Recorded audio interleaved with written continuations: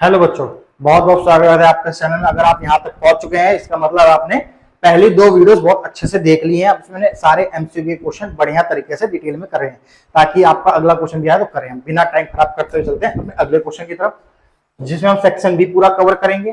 ठीक है, section B में क्या होगा करने के लिए हमारे पास बहुत सारे क्वेश्चन होगा, उसको पूरा डिटेल में करेंगे, चैप्टर के साथ बताते हैं। यहाँ बोला गया है find whether the following pair consistent और इनकंसिस्टेंट। आपको पहले ही थोड़ी चीज क्लियर कर दूं। कंसिस्टेंट का मतलब होता है जिसके आंसर पॉसिबल हो, और इनकंसिस्टेंट का मतलब होता है जिसके आंसर पॉसिबल नहीं हो। मींस तीन टाइप की आपने लाइन पढ़ी होंगी। कौन कौन सी लाइन पढ़ी होंगी? इंटरसेक्टिंग, कोइंसिडेंट और इसका पैरेलल, यही तीन पढ़ी है। इसका एक सॉल्यूशन होता है, इसके बहुत सारे होते हैं और इसके जीरो सॉल्यूशन होते हैं। समझ में आ रहा है? तो उस अकॉर्डिंग जो ये दोनों लाइन हो गई हमारी कैसी हो गई? कंसिस्टेंट हो गई। किससे हो गई? कंसिस्टेंट। और ये वाली हो गई इनकंसिस्टेंट।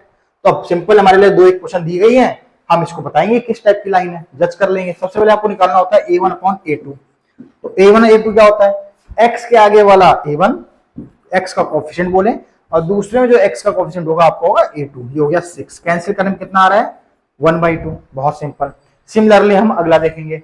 हम क्या करेंगे? यहाँ पे लिखेंगे b1/b2। b1 क्या होता है? जो y का कोएफिशिएंट हो। कितना हो गया? 2। और इसका कितना आया? 4। कैंसिल करा, -1/2।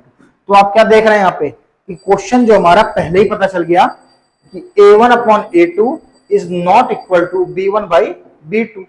अब दोनों ही चीज जब इक्वली नहीं आ रही है तो किस टाइप की लाइन होगी? सिंपल सी बात है, कौन सी? इंटरसेक्टिंग। और इंटरसेक्टिंग का सोल्यूशन पॉसिबल है? यस पॉसिबल है। तो इसका आंसर क्या आ जाएगा? कंसिस्टेंट। ये लाइन कंसिस्टेंट है। ठीक है, आप इस तरीके बढ़िया से करेंगे, आपको पूरे पूरे नंबर मिलेंगे। ठीक है, और कोई भी गलती वगैरह नहीं करेंगे। आने वाली सीरीजों में हम क्वेश्चन और भी अच्छे से डिस्कस करने वाले हैं। अब बढ़ते हैं अगला क्वेश्चन। बोला गया है, एक फिगर दिया गया है एपीसीडी, जो बोला गया ट्रेपीजियम है, और ये तीनों लाइन आपस में पैरेलल दे दी गई है, और हमें प्रूफ करने को बोला है जो AE और ED का जो रेशियो है इक्वल है BF और FC के बराबर है। तो चलिए देखते हैं, पहले फिगर बना लेते हैं। ये रहा point A, B, E, F, D और C, तीनों पैरेलल है। ठीक है, हमें ये रेशियो प्रूफ करना है। चलो हम सबसे पहले थोड़ी सी कंस्ट्रक्शन कर लेंगे। क्या? एक लाइन ड्रॉ करेंगे, D से B को ज्वाइन कर दिया हमने। ठीक है, अब बात करेंगे इन ट्रायंगल ADB में, ADB में बात करेंगे। ठीक है, हम एक कंसीडर कर लेते हैं, एक पॉइंट यहाँ पे O है कुछ। तो आप देखेंगे ये ट्रायंगल बन रहा है और ये लाइन पैरेलल है। यहां लिख सकते हैं क्या? EO parallel to AB by using PPT, Pythagoras theorem, sorry by using basic proportionality theorem. क्या कहती है? अगर कोई ट्रायंगल में दो लाइन पैरेलल हो तो उनके साइड का रेशियो भी बराबर होगा, प्रोपोर्शनल होगा। तो यहां पर रेशियो क्या आ रहा है? इसके अकॉर्डिंग करा जाए तो देखो, पहले नीचे वाली साइड ले लो, क्या? AE, फिर ऊपर वाले ले लो, क्या होगा? BE। सिमिलरली यहां पे लेना पड़ेगा आपको, क्या लोगे? BO, ऊपर क्या हो गया? OD। ये आपकी इक्वेशन क्या बन गई? इक्वेशन 1। ठीक है, ये 1 इक्वेशन बन गई। अगला देखिए, अगला में बोला गया सेम अगला ट्रायंगल। ट्रायंगल का नाम क्या है? इन ट्रायंगल BDC में, BDC में ये भी लाइन पैरेलल थी, हमें बोला गया था। तो यहां पे लगेंगे and OF parallel to DC। अब केसेस में क्या लगा रहे हैं? BPT। क्या लगाएंगे? Basic proportionality theorem. तो BPT थ्योरम का यूज करके हमें क्या पता चल जाएगा यहाँ पे? तो B से O, हम जैसे इसमें लेंगे ना रेशियो, वैसे इसमें भी लेंगे। तो लेंगे B से O इक्वल टू O से D, इक्वल टू O से, और फिर क्या लिखेंगे हम? B से F अपॉन में F से C। इसको इक्वेशन क्या मार्क करेंगे? 2 मार्क करेंगे। ठीक है, अब देखो इसमें, अब हमें यहाँ पे दिया गया है इक्वेशन 1 और इक्वेशन 2 में आप देखेंगे ध्यान से, ये नंबर और ये नंबर आपका टोटली मैच हो रहा है। तो यहाँ सिंपल, ज्यादा झंझट नहीं चाहते हैं, बहुत ही आसान तरीके से करना है। तो सिंपल आप क्या लिखेंगे?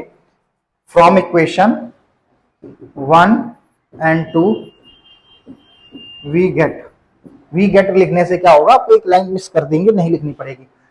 तो करना क्या? दोनों घटा दो, क्या बचा?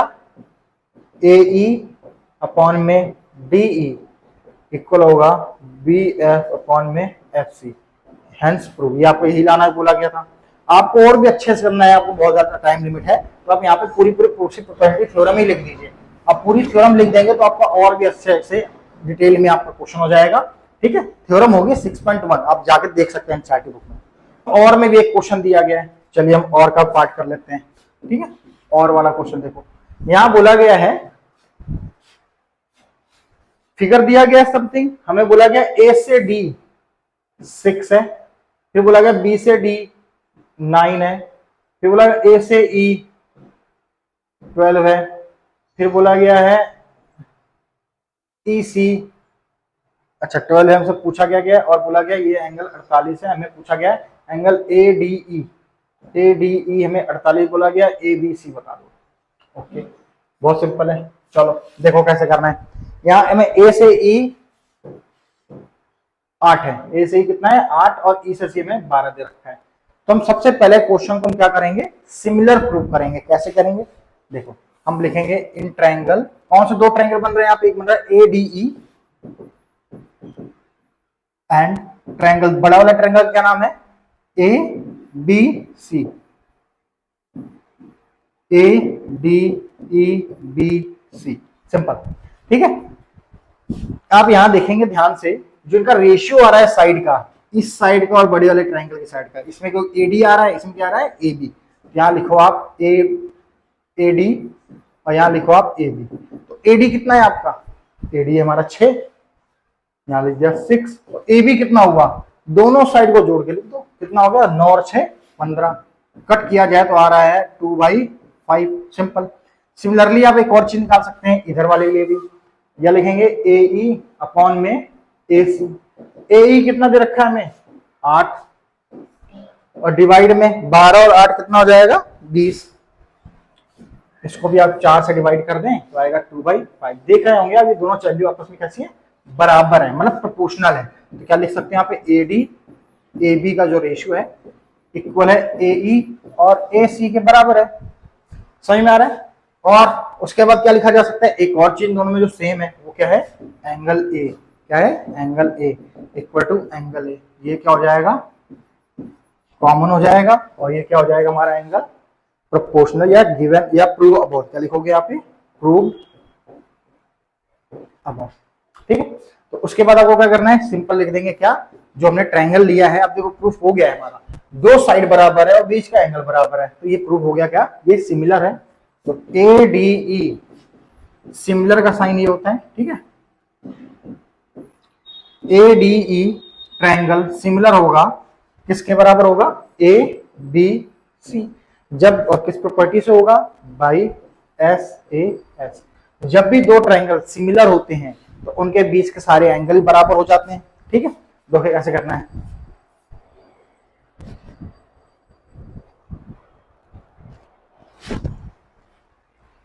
देखिए कैसे करना है। तो एंगल ए के बराबर है, डी हमारा बी के बराबर है, तो एंगल डी इक्वल कितना आ गया, एंगल बी, और हमें एंगल बी कितना गिवन था हमें 48, तो ये भी कितना हो जाएगा 48। तो इतना ही आसान क्वेश्चन था। ठीक है, चलिए करते हैं अगला क्वेश्चन। लगे जो लेंथ है हमारे टेंजेंट की किसी पॉइंट ए से, ठीक है, एक पहले एक सर्कल बनाओ, सर्कल बनाने के बाद एक आप टेंजेंट बना देंगे ऐसे, ठीक है, जिसको टच करके निकल रहा होगा। बोला गया है the length of tangent from a point से at a distance 5 centimetre from the centre, और जो सेंटर से कितनी दूर है 5 सेंटीमीटर दूर है, इसको ज्वाइन कर देते हैं, सेंटर को हम ओ ले लेते हैं, इसको हम बचा हुआ पॉइंट पी ले लेते हैं। ठीक है, इसको हमने ले लिया पी। बोला गया from the centre is 4 centimetre, पूरी स्टेटमेंट समझना। बोला टेंजेंट की जो लेंथ है वो 4 है, लेकिन किससे 4 है, जो पॉइंट ए हो सेंटर से 5 सेंटीमीटर दूर दे रखा है। ठीक है, आगे बोला गया हमें फाइंड द रेडियस, ये निकालना है। आपको इतना जरूर पता होना चाहिए, जो टेंजेंट होता है किसी भी सर्कल का, वो टेंजेंट इसीलिए बोला जाता है कि 90 डिग्री बना के निकल रहा होता है। तो हम क्या करेंगे, बाय यूजिंग पीजीटी, समझ में आ रहा है, पीजीटी क्या होगी, एच का स्क्वायर इक्वल टू बी का स्क्वायर प्लस बी का स्क्वायर। 90 के सामने वाला ऑलवेज एच रहेगा, तो 5 का स्क्वायर, परपेंडिकुलर ये भी ले सकते हो ये भी ले सकते हो, फुल चॉइस है आपकी।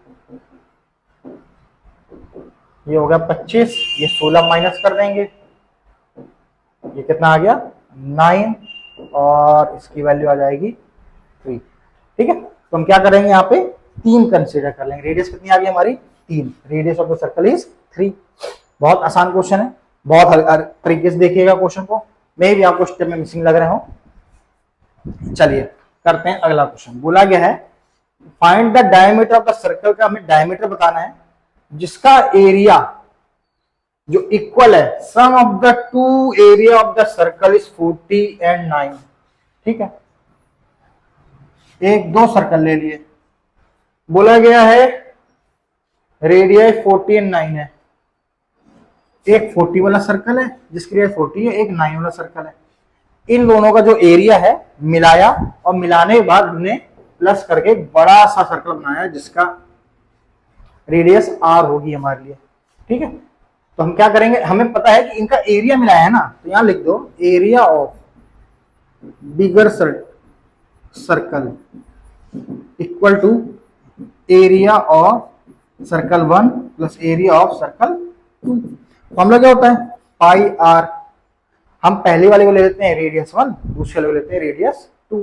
ये हो जाएगा पाई r1 का स्क्वायर, ये हो जाएगा पाई r2 का स्क्वायर। सिंपल। आप देख रहे हो सब में पाई कॉमन है तो मैं कैंसिल भी किया जा सकता है, तो यहाँ बचेगा r1 का स्क्वायर और फिर बचेगा r2 का स्क्वायर। r1 रेडियस 1 कितनी दे रखी है 40, 40 का कितना होता है 1600, इसका कितना होता है 9 का 81 r स्क्वायर कितना आया 1681। तो 1681 का स्क्वायर रूट आपको पता होना चाहिए, बिल्कुल पता होना चाहिए, कितना आएगा 41। तो जो बिगर सर्कल बन रहा है वो 41 सेंटीमीटर का बन रहा होगा जिसके रेडियस है। ठीक है, अरे इस बीच में हमने एक क्वेश्चन मिस कर दिया, हम दूसरा क्वेश्चन करेंगे इसको। ठीक है, क्या बोला गया है 24 नंबर जो क्वेश्चन दिया गया है, बोला गया है sine square 60 2 tan 45 minus cos square 30। हमें इसकी वैल्यू बताने को बोला है, तो उसके लिए आपको ट्रिग्नोमेट्री पूरी टेबल लर्न होनी चाहिए, बिल्कुल एज इट इज, बिल्कुल सोचते याद आ जाए। तो इसकी वैल्यू क्या लिखेंगे साइन 60 स्क्वायर को रुक जाओ, क्या होता है √3/2 का होल स्क्वायर, फिर 2 लिख देना है, फिर 45 की वैल्यू लिखनी है tan में, फिर माइनस लगाना है, फिर tan इसकी होती है √3/2 का होल स्क्वायर। आप देख रहे होंगे ये दोनों आपस में कैंसिल हो गए, तो आंसर कितना आ गया। कितना आसान क्वेश्चन है, लोग ट्रिग्नोमेट्री को बहुत हार्ड समझते हैं। ठीक है, आपके लगभग ने सारे क्वेश्चन कंप्लीट करा दिए हैं। ठीक है, इस सीरीज में हम केवल सेक्शन बी कवर किया हुआ है, आने वाली वीडियो में हम सेक्शन सी को कवर करेंगे। अगर आपको और ज्यादा वीडियो चाहिए तो please like share subscribe my channel. Thank you so much.